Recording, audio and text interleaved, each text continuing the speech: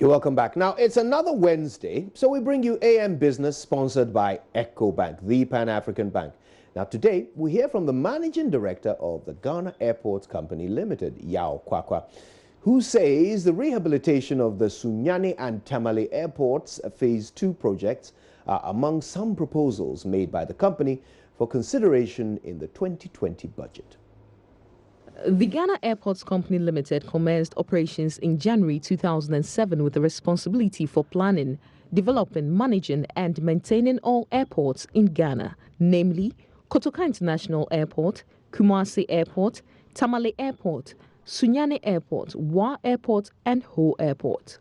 Over a decade of operations, and the Managing Director of Ghana Airports Company Limited, Yao Kwakwa, has been bringing us to speed on the performance of our airports, especially with the commissioning of the new Kotoka International Airport Terminal 3 and some projects to expect in the upcoming 2020 budget. The Kotoka International Airport Terminal 3 was operationalized just about a year ago. Yes, so a year down the line, can you tell us how the terminal has been performing so far? That's a major airport terminal. Well, so far the terminal has performed well in terms of being able to facilitate passengers as we plan. We do not have any major issues, and we hope that it will continue to be like this. Okay, so in terms of passenger numbers, actually this one had a higher figure, like twice that of Terminal 2. That is about 5 million passengers, yes, and even expandable. So for this year, in terms of passenger numbers, have we seen any improvement? Oh, definitely, we have. A case in point, when we started using Terminal 3, our passenger throughput from Nigeria quadrupled over a 3-month period. So we believe that the numbers have something to do with the new terminal building and the fact that different people were talking about the terminal building, and therefore different people, especially from Nigeria, wanted to pass through Ghana or to come to Ghana to see it and be able to talk about it as well. Okay, now talk of passenger numbers actually. What is the throughput target for the year? I mean, how are we performing? We are performing quite well. Our growth with respect to last year's numbers, around 6.1 thereabout, and that will put us to about 2.9 million, hopefully 3 million by close of year. Okay. Talk of the growth in passenger numbers. This, usually is expected to influence revenue numbers. Now, for your revenues for the year 2019, it's about 500 million plus, you can correct me.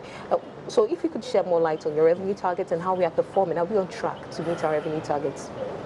Yes, this year we are on target to reach our revenues. And yes, the projections are around, is above 600 million Ghana cedis. And so far, where have we gotten to? Oh, like I said, we are quite on target. So we are around the 600 million mark as we speak. So we hope that we will hit around 650 thereabout, 650 and beyond. Beyond for the year 2019, for the end year of year. 2019, yeah. Okay, now talk of the revenues though. We know that part of this revenue was also supposed to be used to finance the Terminal 3 project and the other loans that were taken for the other airports. In terms of financing this particular project, how far are we on it? Because last time we interacted with the minister, we were paying about 70 million every month for this. How far are we with 70 payment? million every month? 17. Yes. Yeah. Our obligations currently is around 17 million every quarter, not every month, every quarter. And that consists of repayment of principal and interest. And so far, we've been able to meet our obligations, and we believe that, we don't run any risk of not being able to meet our obligations going forward. But of course, it should be nicer if we could restructure the financing to give us more operating room. I'm talking about improving our cash flow and so forth. So when it comes to being able to meet our financial obligation, there's no doubt about that. The structure that we have and the plans that we have gives us the ability to meet our obligations. Okay, but are you looking at alternatives, let's say other services or other projects to bring on board in order to help revenue generation for the airport? Yeah, definitely. If you look at the revenue structure of Ghana Airports Company, about 86% of our revenues come from it's what we term aeronautical. That is, they come from the operation from the airline specific business, i.e. landing charges, parking charges, lighting charges, and also revenue from passengers that use our airport, which we refer to as air passenger service charge.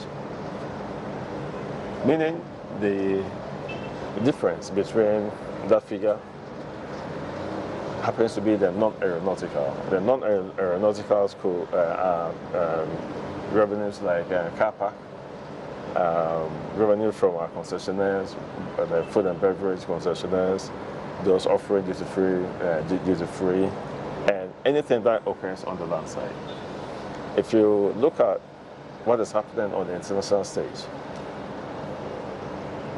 the airline revenues, you cannot change that much because, I mean, the number of people who will use your airline cannot change so much. I mean, the world average is about 3.1%.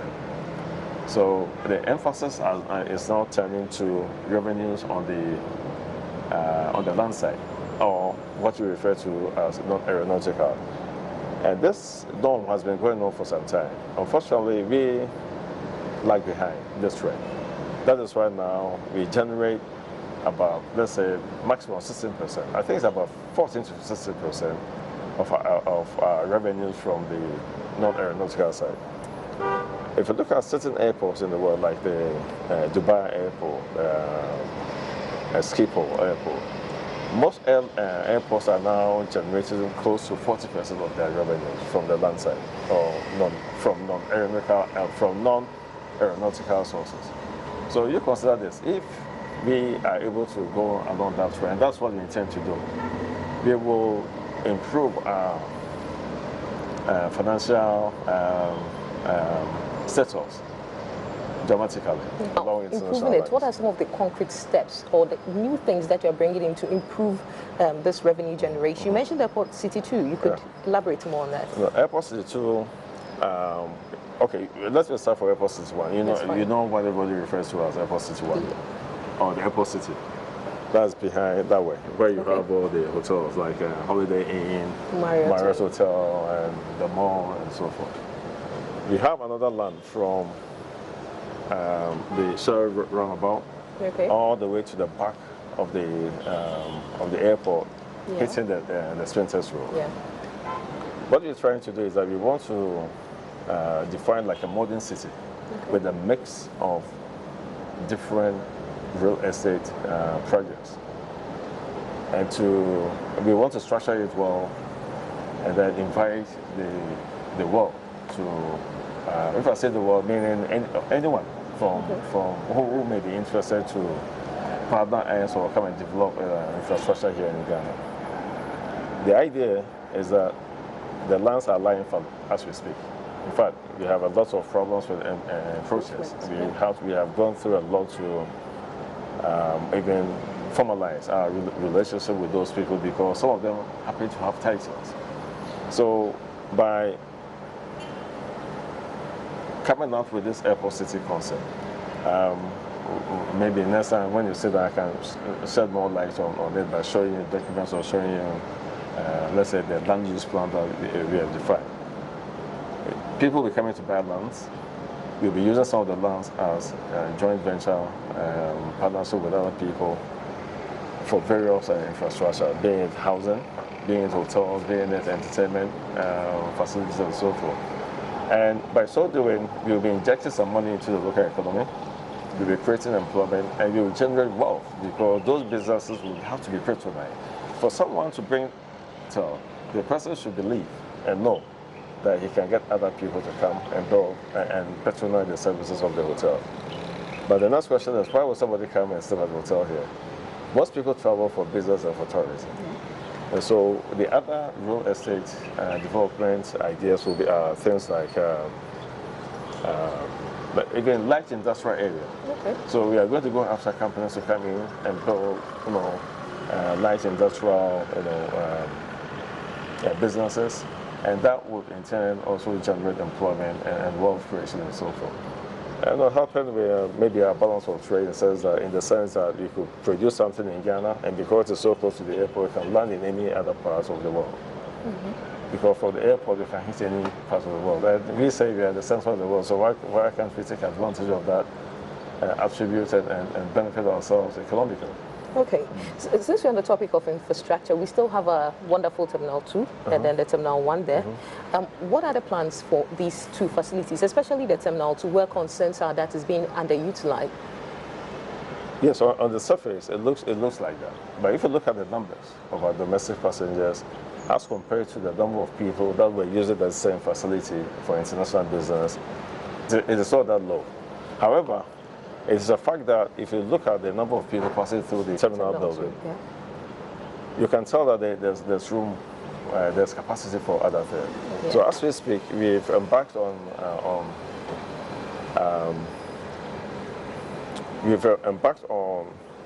a project to carve out some of the space for other people to occupy.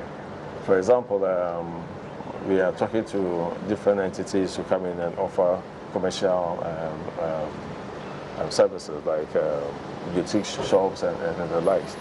We're also talking to an entity that is even looking for all the available space that we can cover beyond what our current passenger or our current and the near future passenger throughput will be, and convert it into an entertainment hub. Okay. The idea is to start so that in the near future, when we want to build some of those non-aeronautical infrastructure, then we would have developed the business to be able to cover the nice space for itself to create an entertainment hub, even for the West Africa region, not even for Ghana alone. That is how serious this company is. Okay. Now, that's quite a huge and ambitious project, one would say. But then again, we do have other airports. With the upcoming budget, we know the finance minister is likely to present that on Wednesday, hopefully. Is there anything we could be looking out for in terms of development for some of these other airports that we have? Well, I don't know. I don't know exactly what the finance minister will talk about, but because I don't know how much time he has, and maybe he indicates maybe some of our key projects, but not all. But let me talk about some of the projects that we are thinking about, or we have started. Okay. I believe you are aware of the Kumasi Phase 2 project that we've even brought the Phase 3 to save money and to help us build more capacity for the sector.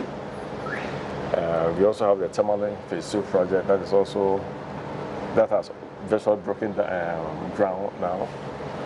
And here in Accra, we have the project building a new apron for parking that we call Northern Apron.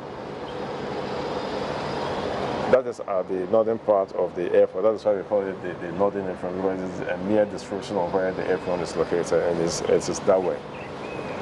And also, the airport in Sunyani was closed down for a long time because of disrepair of the apron. That is of the runway, the taxiway, the apron, and a bit about the terminal building. So we have started a project to also refurbish the Sunyani airport so that people from that region could also have the opportunity to go home quickly, for business people to go back and forth. So once again, spare economic development. The overall vision of the Ghana Airports Company Limited is to position Ghana as the preferred aviation hub and leader in airports business in West Africa.